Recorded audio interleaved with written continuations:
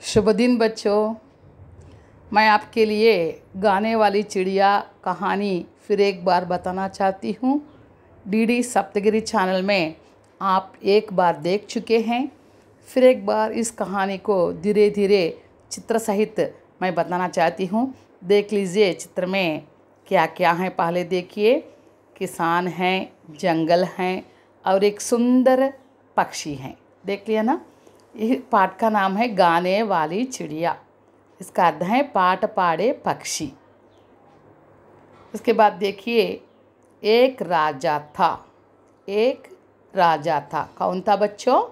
एक राजा था। ఒక రాజుగారు ఉండేవారు। वह बहुत ही सुंदर महल में रहता था। చాలా అందమైన భవనంలో ఉండేవారు। कहाँ रहता था बच्चों? सुंदर महल में रहता था। कोने कोने से यात्री महल को देखने आते थे। సంసార్ के कोने कोने से ప్రపంచం నలుమూలల నుండి యాత్రికులు ఈ महल చూడటానికి వస్తూ ఉండేవాళ్ళు। चित्र में देख लीजिए, देख लो, चित्र में देख लो। एक महल है। महल को देखने के लिए दूर दूर से आ रहे हैं। महल की सुंदरता देख रहे हैं। और महल में कौन रहता है? राजा रहता है। महल कैसा है? बहुत सुंदर है। यहाँ महल के पास एक जंगल था। चित्र में देख लीजिए, सुंदर महल है। महल के पास एक जंगल था। बच्चों, पाठ का नाम क्या है? अच्छा, गाने वाली चिड़िया। पाठ का नाम गाने वाली चिड़िया। कौन रहता था? एक राजा रहता था। कहाँ रहता था? सुंदर महल में रहता था। महल को देखने के लिए कौन आते थे? यात्री लोग आते थे। संसार के कोने कोने से यात्री लोग आते थे। महल के पास क्या था? महल के पास एक जंगल था। देख लीजिए, इस जंगल में एक गाने वाली चिड़िया थी। देखिए, जंगल में क्या थी बच्चों? गाने वाली चिड़िया। देखिए कितना सुंदर है। जंगल है, जंगल में गाने वाली चिड़िया थी। ఈ అడవి ఉండేది। అడవిలో పాట పాడే పక్షి ఉండేది। इसके बाद देखिए बच्चों, यात्री लोग महल के साथ साथ चिड़िया का भी वर्णन करते थे। देखिए, चिड़िया हैं महल के साथ साथ ఈ మహల్తో పాటుగా పక్షిని కూడా వర్ణిస్తూ ఉండేవాళ్ళు యాత్రికులు। उसके बाद यात्री लोग किसका वर्णन करते थे बच्चों? यात्री लोग महल के साथ साथ सुंदर पक्षी का भी वर्णन करते थे। वह सुंदर चिड़िया बहुत मधुर स्वर में गाती थी। कैसे गाती थी? मधुर स्वर में गाती थी। एक दिन राजा को यात्रा वर्णन पढ़ने से चिड़िया के बारे में पता चला। ఒకరోజు రాజుగారి యాత్రా వర్ణన చదువుతూ ఉండగా పక్షి గురించి తెలిసింది। देख लीजिए, चित्र में कौन है? चित्र में राजा हैं और चिड़िया हैं। वह गाने वाली चिड़िया हैं। राजा के हाथ में क्या है? ये ग्रंथ है, एक पुस्तक है। वह ग्रंथ में क्या लिखा गया है? चिड़िया के बारे में सुंदर वर्णन किया गया है। किसके बारे में बच्चों? चिड़िया के बारे में। चिड़िया क्या करती थी? मधुर स्वर में गाना गाती थी। सैनिकों को बुलाकर चिड़िया को लाने का आदेश दिया। देखिए, राजा सैनिकों को बुलाया। हे सैनिक, जाओ और उस गाने वाली चिड़िया को मेरे पास लाओ। इस प्रकार आदेश दिया। చూడండి పిల్లలు, సైనికుల్ని పిలిచారు రాజుగారు। పిలిచి, సైనికులారా ముందు అర్జెంటుగా వెళ్ళండి, ఆ పక్షిని నా దగ్గర ప్రవేశపెట్టండి అని చెప్పి ఆజ్ఞాపించారు। देखिए, चित्र में सैनिक हैं, राजा हैं। उसके बाद सैनिक चिड़िया को ढूंढने जंगल में गए। सैनिक कहाँ गए बच्चों? जंगल में गए। किसको ढूंढने? चिड़िया को ढूंढने। సైనికులందరూ ఆ పక్షిని ఎతకటం కోసం అడవికి వెళ్ళారు। देखिए, सैनिक वहाँ एक लड़की को देखा। किसको देखा? लड़की को। అక్కడ సైనికులకి ఒక అమ్మాయి కనిపించింది। देखिए, चित्र में लड़की है ना। लड़की को गाने वाली चिड़िया के बारे में पता है। देखिए, ఆ బాలికకు ఆ పాట పాడే పక్షి గురించి తెలుసు।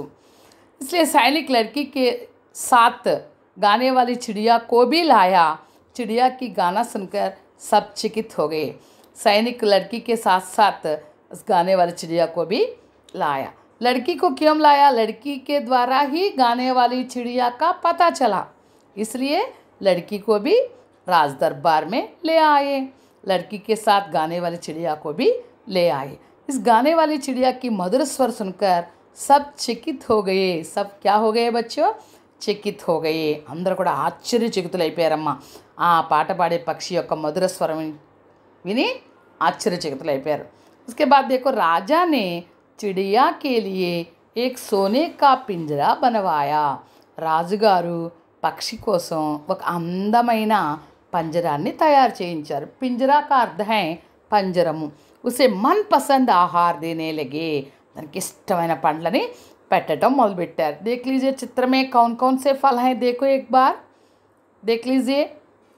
केले हैं, खरबूजे हैं, पपया हैं, सेब हैं, चीकू हैं, चीकू అంటే सपोटालू, अनानास हैं, सभी तरह तरह के फल हैं यहाँ। देख लीजिए, ये फल किसके लिए? चिड़िया के लिए।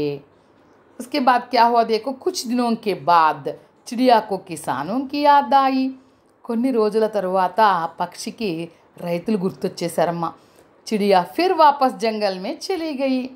जब उनको किसानों की याद आई, तुरंत वह वहाँ से अनुमति लेकर जंगल में उड़ गई। किसके लिए उड़ गई बच्चों? किसानों के लिए। किसानों को अपना गीत सुनाने के लिए वह वहाँ से उड़ गई। उसके बाद देखो, राजा अस्वस्थ हो गए। देखिए राजा क्या हो गए? अस्वस्थ हो गए, क्योंकि वह रोज़ चिड़िया का मधुर स्वर सुनता था और चैन से बैठता था, आराम लेता था और बहुत खुश होता था, उल्लास और उत्साह से रहता था। लेकिन अब क्या हो गए? वे अस्वस्थ हो गए। क्यों अस्वस्थ हो गए? क्योंकि उसके पास चिड़िया नहीं है। चिड़िया जंगल में उड़ गई हैं। उसके बाद किसानों के द्वारा यह बात चिड़िया को मालूम हुई। कैसी बात चिड़िया को मालूम हुई? राजा की अस्वस्थता के बारे में चिड़िया को मालूम हुई। किसके द्वारा? किसानों के द्वारा, రైతుల ద్వారా రాజుగారు జబ్బు పడిపోయారన్న విషయం పక్షికి తెలిసింది। चिड़िया फिर राजमहल में आई। पक्षी मल्ली राजमहल को వచ్చేసింది। देख लीजिए चित्र में राजमहल है, चिड़िया गाने वाली चिड़िया है। चिड़िया अपना गाना सुनाई, राजा स्वस्थ हो गए। चिड़िया మళ్ళీ తన పాట వినిపించింది, రాజుగారు ఆరోగ్యంగా తయారైపోయారు। देख लीजिए, चिड़िया ने कहा, అప్పుడు పక్షి చెప్పింది రాజుగారికి, ఏమని చెప్పింది? मेरा गाना किसान और मजदूरों को भी सुनाना चाहती हूँ। हे महाराजा, నా పాటని కూలీలకి రైతులకి కూడా వినిపించాలనుకుంటున్నాను। उनका श्रम दूर करना चाहती हूँ। వాళ్ళ యొక్క శ్రమని దూరం చేయాలనుకుంటున్నాను మహారాజా అని పక్షి చెప్పింది। चिड़िया की बातों से राजा की आंखें खुल गई। పక్షి యొక్క మాటలు ఎప్పుడైతే విన్నారో ఆ రాజుగారికి జ్ఞానోదయం కలిగింది, కనువిప్పు కలిగింది। क्योंकि वह समझ गया कि हमारे समाज में किसान और मजदूरों का महत्वपूर्ण स्थान है, उनकी सेवा करना हमारा कर्तव्य है। ये सभी बातें चिड़िया के द्वारा राजा को मालूम हो गई। तब से वह क्या करने लगे? तब से राजा किसानों और मजदूरों की సేవ करने लगे। అప్పటి నుంచి రైతులకి కూలీలకి సేవ చేయడం మొదలుపెట్టారు। कौन? राजा। किसान और मजदूर हमारे लिए अन्नदाता और सुखदाता हैं, उनकी सहायता करना हमारा कर्तव्य है। రైతులు మరియు మజ్దూర్, మజ్దూర్ का अर्थ है మజ్దూర్ అంటే కూలీలు, మనకు అన్నదాతలు మరియు సుఖదాతలు, వారికి సహాయం చేయడం మన కర్తవ్యం। उसके बाद देखो बच्चों, अब मैं प्रश्न दे रही हूँ। इन प्रश्नों को उत्तर पुस्तिका में नकल कीजिए और इनका जवाब लिखने का प्रयत्न कीजिए। అమ్మ పాఠం మీకు బాగా అర్థమైంది కదా। ఇప్పుడు ఈ ప్రశ్నలకి సమాధానాలు చాలా చక్కగా రాయండి। మరి రాజా కిస్కా గానా సున్నా చాతా హై? రాజుగారు ఎవరి పాట వినాలనుకుంటున్నారు? రాజానే చిడియా కే లియే క్యా బనవాయా? రాజుగారు పక్షి కోసం ఏం తయారు చేశారు? चिड़िया अपना गाना किन किन को सुनाना चाहती हैं? పక్షి తన పాటని ఎవరెవరికి వినిపించాలనుకుంటుంది. హమారే లియే సుఖదాతా ఔర్ అన్నదాతా కౌన్ కౌన్ హై ఏక్ సూచి బనాదో. మనకి మరి సుఖాన్ని ఇచ్చేవాళ్ళు, మనకి ఆహారం పెట్టేవాళ్ళు ఎవరెవరు, వాళ్ళని ఒక సూచి, ఒక పట్టికలాగా తయారు చేసి రాయండి. కిసానోం ఔర్ మజ్దూరోం కే ప్రతి హమారా కర్తవ్య క్యా హై. మరి రైతుల పట్ల, కూలీల పట్ల మన కర్తవ్యం ఏంటో కూడా చక్కగా వివరించండి. अब देखिए भाषा की बात संबंधी एक अंश मैं यहाँ बताना चाहती हूँ बच्चों, ध्यान से सुनो।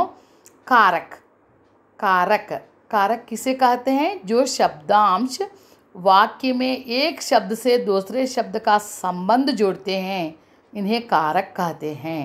ఏ పదం అయితే ఒక వాక్యానికి శబ్దాంశం అంటే పదంలో భాగం కానీ, ఒక అక్షరం కానీ, ఏదైతే ఒక పదాన్ని నుంచి వేరే పదానికి సంబంధాన్ని, రెండు పదాల మధ్య సంబంధాన్ని కలుపుతుందో ఆ పదాలని కారకాలు అంటారు.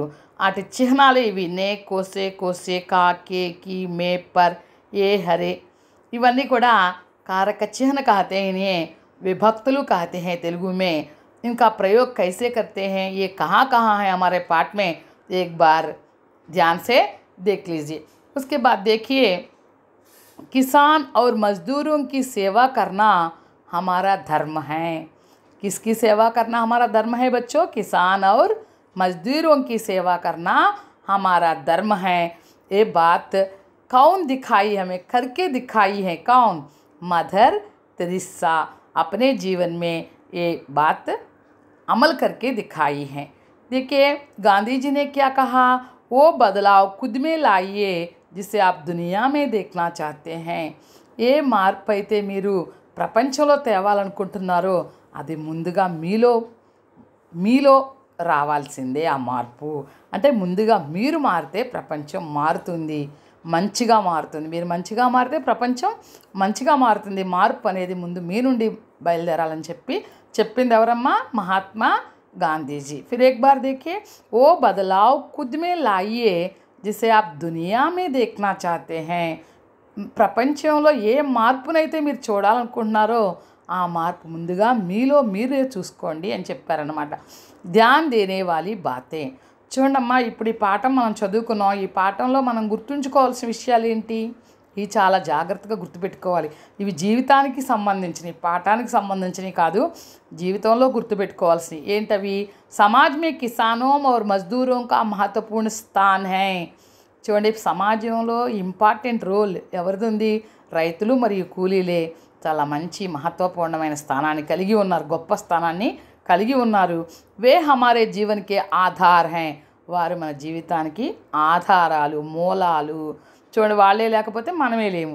ఇన్కే ప్రతి ప్రేమ్, సహానుభూతి ఆది రఖనా और इनकी सहायता करना हमारा कर्तव्य है. చూడండి, వీళ్ళ పట్ల సహానుభూతి ఉంచటం, వీళ్ళకి సహాయం చేయడం మన కర్తవ్యం. చూసారు కదా, మన వలస కూలీలు ఏ విధంగా కరోనా టైంలో వచ్చారు. మరి వాళ్ళకి ఏ విధంగా అయినా సరే మనం సహాయపడటానికి ముందుకు రావాలి. ఇన్కే సాత్ సాత్ పశు పక్షియోं का संरक्षण करना भी हमारा धर्म है. ఇంతేకాదు, వీటితో పాటు పశువుల్ని, జంతువుల్ని, పశుపక్షుల్ని సంరక్షించడం కూడా మన కర్తవ్యం, మన ధర్మం. కాబట్టి పిల్లలు, ఈ పాఠం ద్వారా మనం నేర్చుకోవాల్సినవి, మనం అనుసరించాల్సినవి ఈ విషయాలు, ఇవి చాలా జాగ్రత్తగా అమలు చేసుకోండి. अच्छा बच्चों, धन्यवाद. फिर मिलेंगे. घर में रहो, सुरक्षित रहो.